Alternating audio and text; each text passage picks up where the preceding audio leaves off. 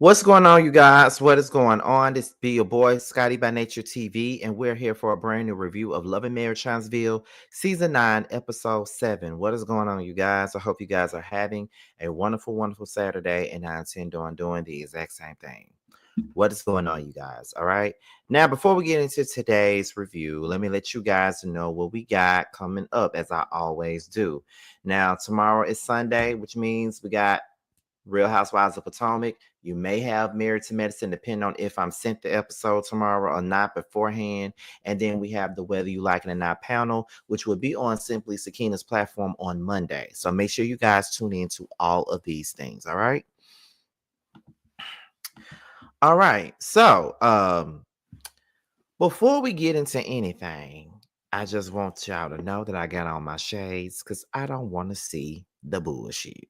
Okay, because listen, we already know how it goes down with these LAMH reviews, and I'm here to let you guys know one thing and one thing only. Let me let you guys know this. Let me put this up here. Hold on 1 second. Here we go. I know some of you motherfuckers, when it come to this goddamn Real Housewives review, act like you know these bitches. But let me tell you one thing, we're not gonna do that this season. You will get motherfucking blocked with the realness. You can have your opinion about these hoes, but don't come at me about mine. It's a fucking opinion about some bitches that you or I don't fucking know. The only difference is I'm getting paid to do this review. You ain't. So mind your motherfucking marbles, bitches, because some of you hoes, when it come to these Real Housewives, are fucking psycho. Just getting that shit out in the open before we even start this season, because I have never reviewed a show where bitches is more fucking retarded over some bitches that they don't fucking know in my life. Now, with that being stated, I'm here to let you guys know that everything that is being stated on this review is my opinion and my opinion only. My opinion being the Scotty by Nature opinion. I'm not here to satisfy you nor pacify you. I'm here to give you guys my opinion, unfiltered, raw and uncut, raw, no condom, all those things. You can feel free to disagree all you want in the comment section. That is not a problem. But the moment you get disrespectful, my moderators will take care of your ass, okay? And that's all I gotta let them know to do. All they gotta do is take care of your ass. You will be timed the out. And if you can't handle being timed the fuck out, if you come back up in here after you've been timed the fuck out with the bullshit, you're getting the fuck out, okay? My opinion, my opinion, my opinion, my opinion. All right. Heavy on it, my opinion. But anyway, let's go ahead and get into this review, you guys. Because I got some things to say. So we're going to get into this. And then I'm going to take me some NyQuil and I'm going to fuck to sleep. Okay? All right. So let's go ahead and get into this review. So we're going to open up this review with the very first scene, which was a repeat from yesterday, which I feel like this scene was very much so unnecessary because I don't give a damn. I'm just being honest. Like, I get the whole, thing of she saw your husband, she been around your husband, she coming in your space, blah, blah, blah. I mean, understand it. Like, I understand that part, but I just feel as though who gives a fuck at this point? Like, you ain't with him, she ain't with him. Nothing really happened. Well, we don't know if nothing really happened because lockjaw lies all the time, so we really don't know what happened. But I don't give a fuck. You know what I mean? Like, I've been stopped giving a long time ago. Who cares at this point?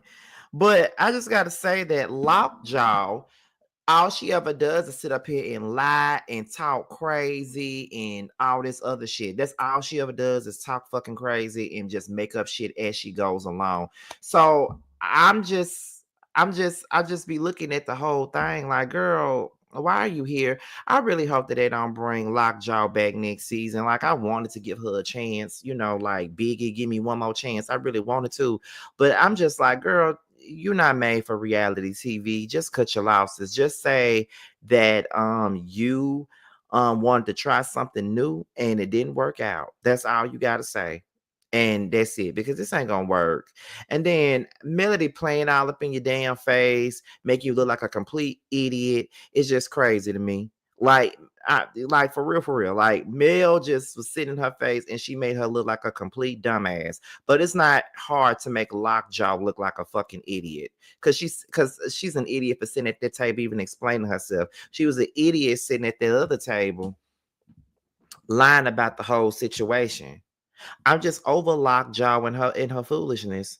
Um, then Mel said that Tisha's friends threw her under the bus, meaning like Stormy, probably like Destiny, I believe. She said they threw her under the bus, and she felt like if they was her real friends, they would have pulled her to the side and said, "Well, girl, you told us something different." Maybe they wanted to say it at the table, or maybe they wanted to say it at the table to get a reaction out of Melody for a moment. Her words, not mine. I don't really think nobody gave a fuck about you that much to try to get no moment about this whole little situation. The only thing about it was that they just called Lockjaw out for the lies that she told. I don't think the lies that she told really had anything to do with getting a moment off of you, because that you tell it, you don't give a fuck about Martel with his reformed teeth. So at the end of the day, you don't care about him, right? So there's no moment to get, in my opinion. But to each his own. Um, Melody gives her advice on how to maneuver through this group or whatever. And I don't really think that she fits. To be honest, I don't even want to be in this fake ass group if you ask me. Like, at the end of the day, these motherfuckers don't even like each other. They only tolerating each other for the sake of being in front of this damn camera. And I just feel as though, who would want to be a part of this fake ass, phony ass friendship? Don't nobody want to be a part of this friendship circle of married people, single married people. Don't know if they want to be married again as people. Don't nobody want to be a part of this shit. So I wouldn't want to maneuver through none of this stuff. Okay. But that's just me though. Um, Lockjaw then invites Melody in her beautiful wig to her son's party. I'm not really sure if I would have invited Mel in her wig to my son's party when I don't really know her ass, and she literally just sat up there and made me look like a fool and interrogated me like we was at the damn police department. The way that they interrogated me after I got the fight in that time when I was 17, when I was 18 years old, when I got into that fist fight and I had to go to the police department to get questioned and take a damn mug shot and all this other stuff. Crazy. Yeah, that's what that felt like. It felt like a whole interrogation. They up here something. Why did you walk outside the street and fight that boy? Because I wanted to. Next, I was a menace. But I was a menace, but that was back during the time where that was the residue of getting bullied and shit like that. I'm ignoring Too Feisty. But yes, that was the time where I was coming out of getting, bullied, and I was just ready to fight anybody. In that particular moment, I had no business trying to fight that boy. Let's just be clear. I had no business trying to fight that boy in the least bit. Had no business trying to fight that boy. Woo, because he turned me every way but loose. That was one of the fights I was not lucky in, honey. I'll tell you that much. But at the same, but getting back to what the story is saying, I do feel as though at the end of the day, I do feel at the end of the day, this invite was more so about having a scene, because what reason would it be it for Mel to be at the party? You know what I mean? So it is what it is, child. Let me see. That's what we need to recap on Scotty's fighting escapades. Listen, that was the one fight that was not in my favor. I went out there I fought that boy because I was defending my sister. That's why I fought him. That's why I have told y'all that I've gotten to fights with men to protect women where I've won them and lost them. And that one, I lost like hell. His big ass turned me every way but loose. But baby, I was still fighting. Still fighting. I ain't give a fuck. Still fighting. Got everything. Shit. Got up and fought again. I didn't give a fuck. Still fought. Anyway, where we at? So the next scene is Chris, Nell, and Martel. I'm sorry, but I don't understand why Chris and Nell still associate themselves with Martel. Then Martel call Yale a damn side chick.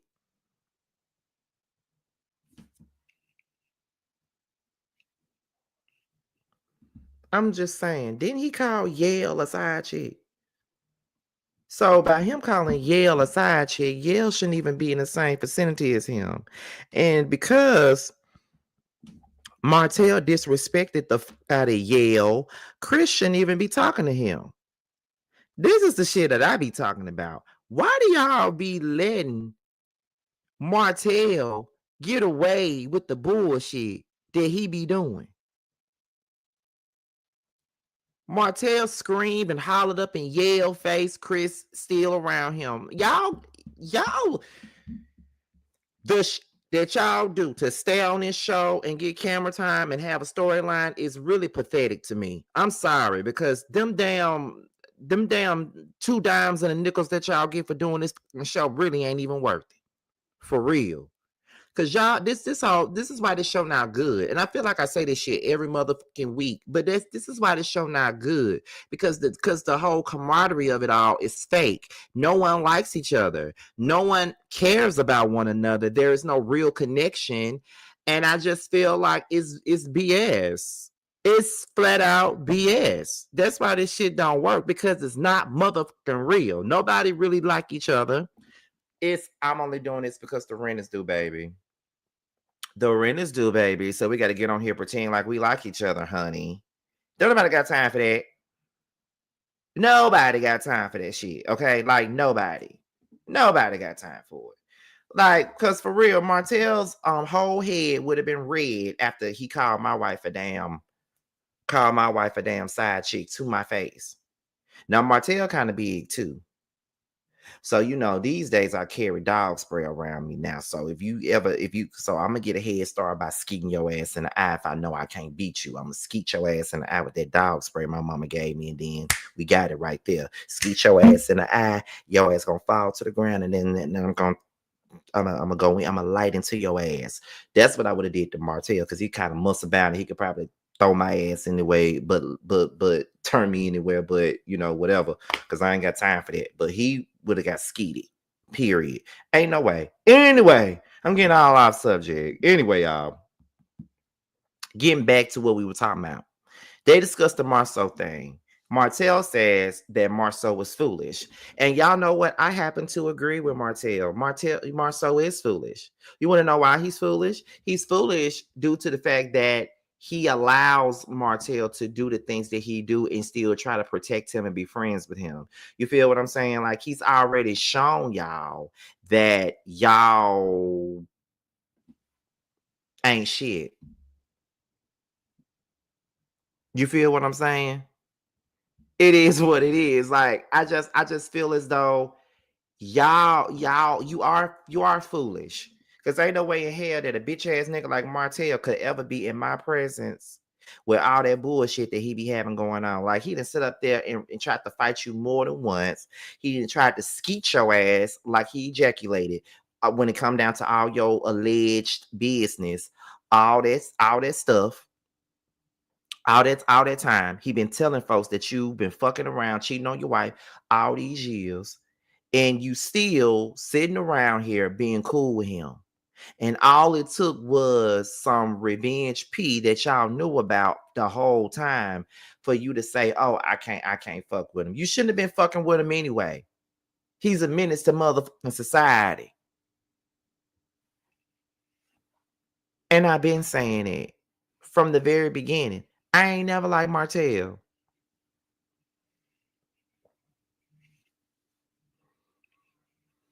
Martella is a mess. Like, I just don't understand what the fuck is going on here. Yeah, so when Martel say you foolish, yeah, my nigga, you are foolish as a mother.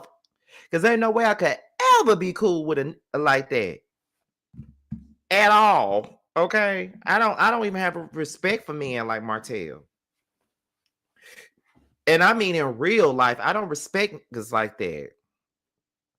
all the cause I seen some of my homegirls date and shit like that. They introduced me to these men, and I see how they get treated by him. And you know, I used to get my opinion on those situations, and now I don't even give a no more. I be like, well, she'll leave when she ready. I ain't finna fight now another month. She'll leave when she ready. I ain't got time. You know what I mean? And then when they leave, I can finally let you know. Okay, let me tell you some girl. I didn't like your bitch ass ex-boyfriend. As a matter of fact, every time I was in his presence, I wanted to slap his ass. That's what I really wanted to do, but I know that you loved him so much, so that's why I stayed around. And it gave him a little bit of respect that he didn't even deserve, that I didn't want to give him, that I don't have. It was fake and phony respect on your end. Okay, so now. So yeah, Anyway, continuing on, y'all. Um, where we at? Chris says that you and Marceau both said stuff. There's no respect between the two of them. And then Yale thinks that Tisha shouldn't have been brought in. And that's how I feel too. I don't think that Tisha should have been brought in. Your heat was for Marceau, not Tisha. And I don't understand why you thought that was a great thing to do, to bring Tisha into this whole situation. She was literally an innocent bystander. Tisha literally didn't even say nothing, didn't do nothing. You brought Tisha in there. And then for you to sit up here and say that Tisha inserted herself, she did not insert herself. You called her. You was on that Lil Nas X shit. Call me by your name. You was on that shit. What the fuck are you talking about? Oh, my bad. I don't want to break my shades. You was the one. You was on that shit. You was on that shit. She did not get involved. She didn't insert herself in that. You put her in that. And then y'all know what really got me was when he started blaming Tisha for his marriage falling apart, and saying that if it wasn't for the things that Tisha said and the things that Tisha done, him and Mel never would have got a divorce. Are you fucking kidding me? You sound so fucking stupid, and you don't hold yourself accountable for a damn thing. You really don't. Because if you really had the sense that God gave your musty ass, you would know that either way it went, Mel was gonna leave your ass either way it went. Have you not paid attention? Soon as this show started, she put out your cheating. Soon as the show started, this cheating shit became her storyline. Do you not realize that the moment she got on this show, she decided that I'm gonna leave his motherfucking ass and I'm gonna use this show to do it? Do you not see that the writing was on the wall the moment this show got picked up, homeboy? She was ready to leave you from the moment that show came out. That's why she blasted your ass about cheating, and then she went on by her merry little way by that second season. The writing was already on the motherfucking wall. She was finna leave your ass anyway. Tisha didn't have nothing to do with her leaving you. She left you because you were trifling, cheating ass son of a bitch who went out and cheated on your wife for 5 years, had a whole 5-year relationship with a whole nother woman, and had a baby out of the whole little situation.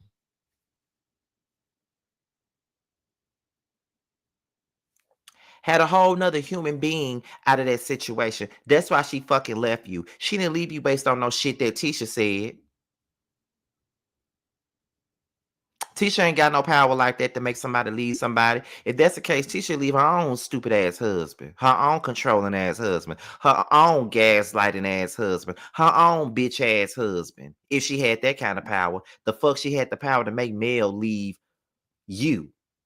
Her comments had that much power to it. Like, is your arm hurting from all that reaching you doing?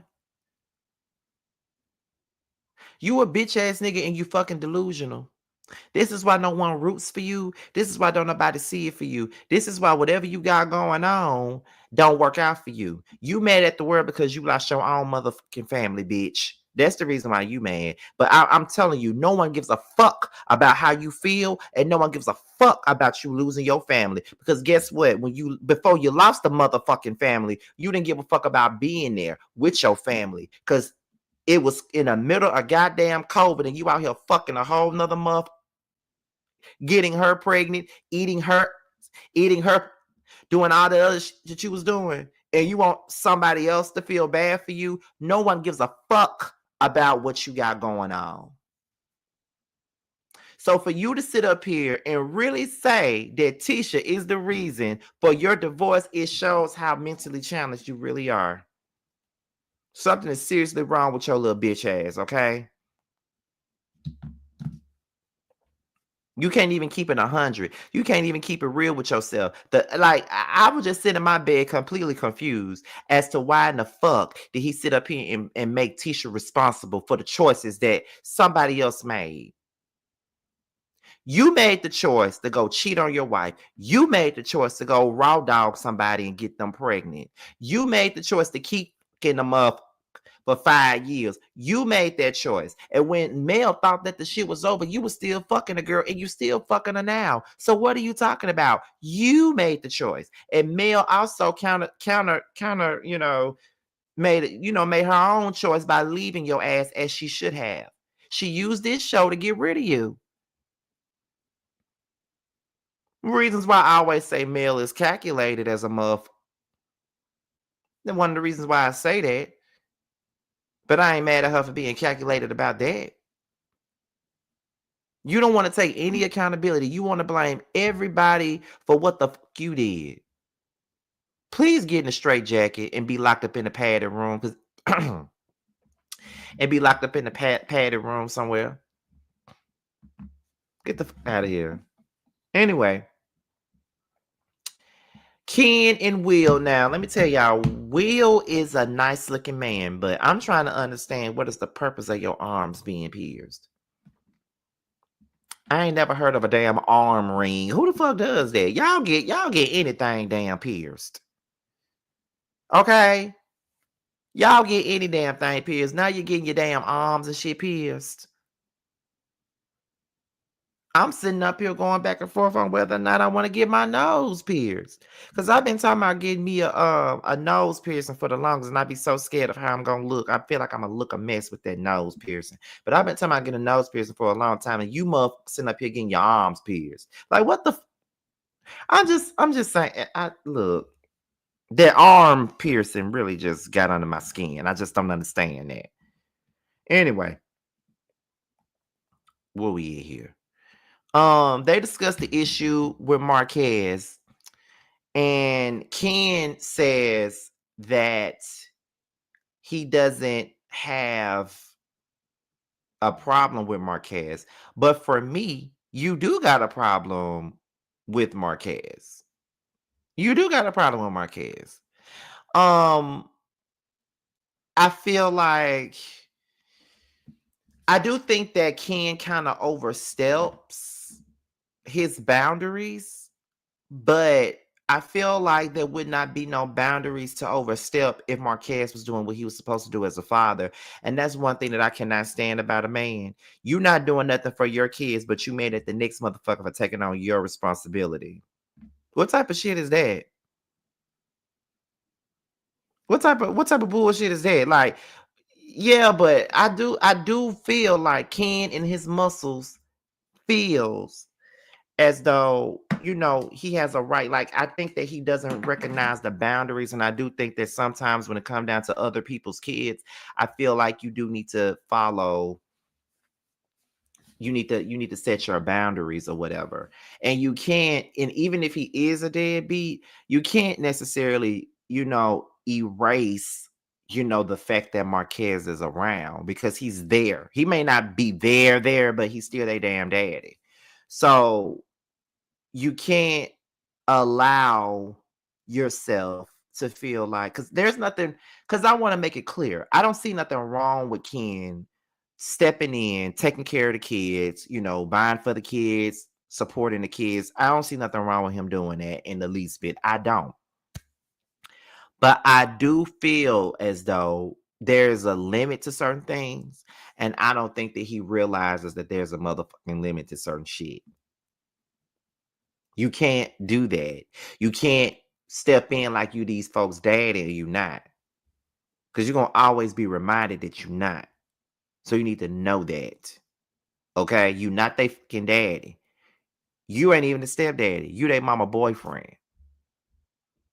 But Trisha is also a part of the issue too, but nobody talks about that. Moving on. Let's see. Trish and Destiny. Um, Destiny comes over, which I feel like, okay. Trish gets her papers notarized, and Destiny is sitting there looking and trying to figure out what's actually going on right here. You feel what I'm saying? Trish is excited about her divorce, and then Destiny asks about a wedding. After Destiny asks her about the wedding, Trish says that she doesn't want to rush into another marriage. And it's given, I don't want to get married. And it's given, you need to let this motherfucker know that you don't want to get married. Okay, like that's what it's given. It's given, I don't want to get married. I don't want to hurt his feelings, but I don't want to fucking get married. And the key word is just saying, I don't want to get married. You're not ready to get married. And Ken need to understand that shit too. You can't just jump out of one marriage and then hop and skip your ass on another lily pad called marriage. That's not the way to go. You need to allow her to go through her emotions. You need to allow her to get over this situation. Yeah, she with you. Yeah, she been with you for like 2 years now, but she's still been married. And there's still some emotions in this situation because there's kids there. And you need to allow her to breathe first before you lock her down in another situation. Because I wouldn't want to be, if I just got getting divorced, I don't want to get married right then. No, I don't want to get married right then. So, um, Destiny tries to give Trisha advice about the grieving period because Destiny was divorced, and Destiny feels like there's going to be a grieving period. This has been all you've been married to this man, you were high school sweethearts. There's going to be a grieving period, but Trish feels as though she won't because she already made peace with the fact that she's no longer with him. And I just think that Destiny, while she meant well, you can't tell nobody how they feel about anything. Because if we want to be honest, Destiny, we didn't even see your grieving period when your divorce with LeBerry happened.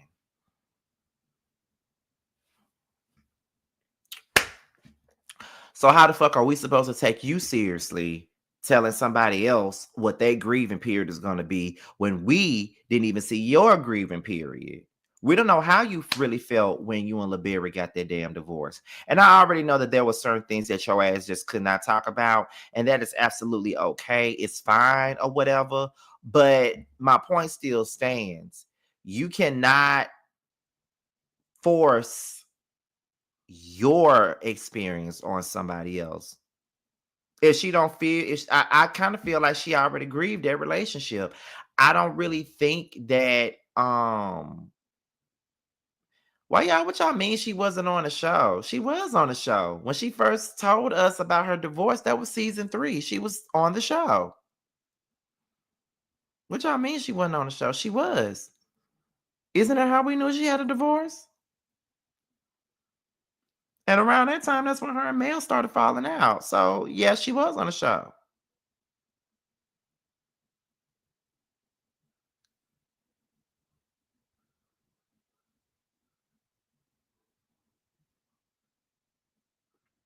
But to each his own.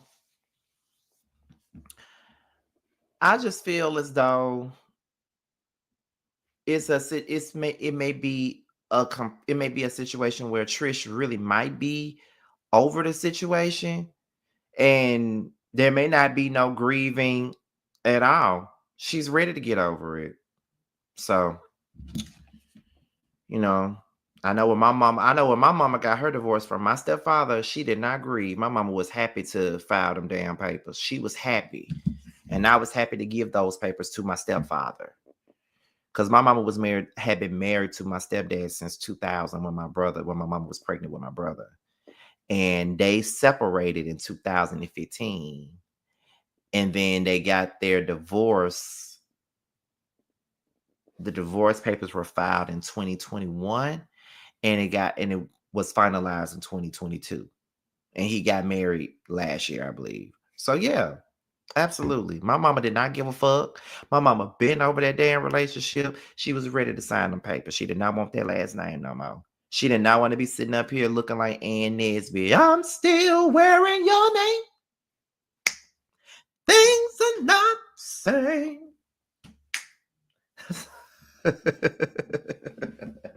Sorry, but I gotta go. Before I leave, I will let you know.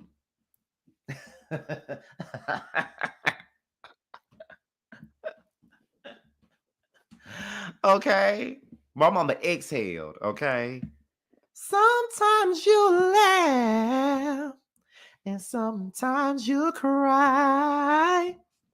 Life never tells us the winds are wise. But when you got friends to wish you well, I'm just saying. But let me move on. Y'all, I know y'all don't like it when I sing because I can't sing. So Letitia, Mel, and Marceau, they meet up. And Marceau tells Letitia that Mel is coming over. I don't really believe that Tisha was happy about Mel coming over, but that's my opinion. Marceau asked Letitia, well, how are you and Mel? Are y'all good? Letitia said, we're cordial. And then Marceau says, I don't really know what that means when y'all be saying that y'all cordial. And so I can tell you what that means. Me and this motherfucker not friends. We getting along for this show. She ain't my friend. I see her. She see me. We see each other. We don't really with each other. We just here for the sake of this show. That's it. So yeah, I don't fuck with her like that. And that's it. So Mel comes in and Mel says that Martel texted her and said that Letitia and Marceau said degrading things about her, which is a lie. And then Marceau said that Marceau explained what happened in that conversation. Mel says that when he texts her that, you know, she decided, I'm not going to run with it. I know that we all decided that we are going to come to one another and we're going to talk about things and we're going to have these conversations and we're going to do this and we're going to do that and we're going to try to move forward at a peaceful note or whatever. So that's why I wasn't going to run with it. And I was going to literally sit there and just, you know, have a conversation with you guys about it because I don't want to do the same things that we did in the past. Letitia says that Martel is a deceitful person. Duh, he been a deceitful person. Y'all just not figuring that out. Mel feels that the Scotts are seeing how she felt. I do think that she kind of vindicated herself in this conversation, though, because they were kind of taking Martel's side in a sense, especially because they didn't like her. And I guess they just didn't give a fuck about her and whatever was going on. Or maybe they would just listen to the things that Martel said, because Martel literally just sat there and lied on them and told Mel that they were talking about her. So there ain't no telling what Martel told Mel and had Mel being mad at them. So who knows what was really going on? But what we do know is that Martel is a damn liar. And Marceau says he's done nothing but protect him, support him, even gave him money and things like that. And so, and then when Marceau brought up the fact that brought up the cheating aspect of it all, he go, Mel, oh my God, I can't believe he said that. Girl, you said it too.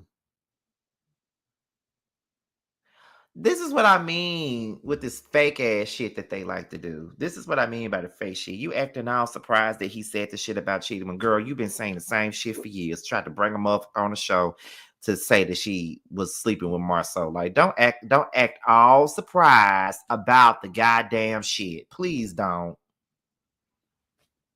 That annoyed me. I'm sorry. So now we on the last scene with Trisha and Ken. The families come together. Destiny and Lance come together. And I'm like,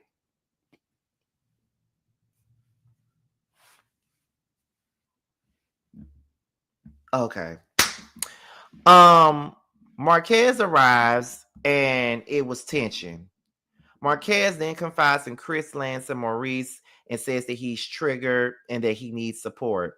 What the support that you need is a therapist.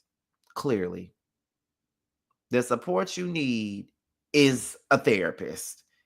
Cause you coming in looking like you weird and drunk and all this other stuff at your son's party, and you are letting Ken bother you so much.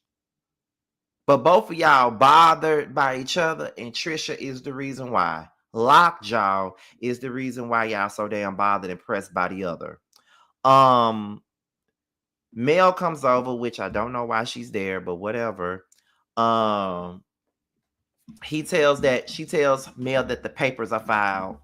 And then she was like, okay. And then Marquez says to Mel, because this is his second time seeing Mel. And he says, well, this is my first time being invited. And then, Marquez brings up Martel, and then he asks Mel how to co-parent with the trigger because Trish and Ken are both his triggers. And then Ken goes out there and makes a speech. Didn't even include Marquez, that's the father of the kids, which I felt like was completely disrespectful, I must say. But here's my thing, y'all. I just gotta say, because I said it in T's chat. I don't feel sorry for Marquez. And I know a lot of people giving Ken all this smoke because he overstepping his boundaries, which I do agree he is overstepping his boundaries. But I feel like it would not be no boundaries to overstep if Marquez was doing what he was supposed to do as a damn father. He's a fucking deadbeat. The fuck I'm feeling sorry for him for.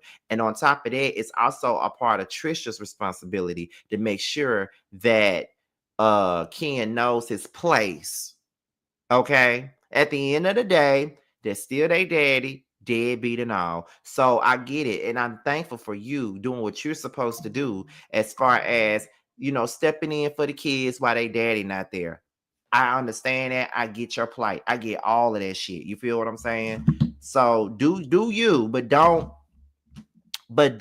do things that would disrespect their father, and don't do things that would potentially create an issue for all of us, because we are all trying to, well, not all, we just need to do right as a blended family if we're trying to make this shit work out. And Lockjaw don't do shit. Lockjaw just sit back and smile and look like she been smiling all the damn life, and look like she got some rocks stuck at the back of her damn cheeks or some shit like that. Like her whole aura just gets on my goddamn nerves.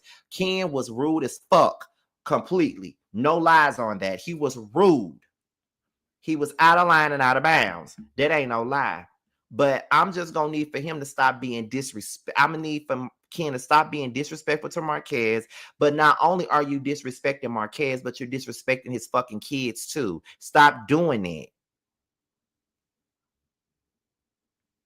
I don't care what smoke you got from Marquez, you ain't got to disrespect him. And Marquez, I don't give a fuck what kind of smoke you got for Ken. You should be thankful that he's there helping Trish with your fucking kids. Because you're not doing nothing for him. But you want all the sympathy.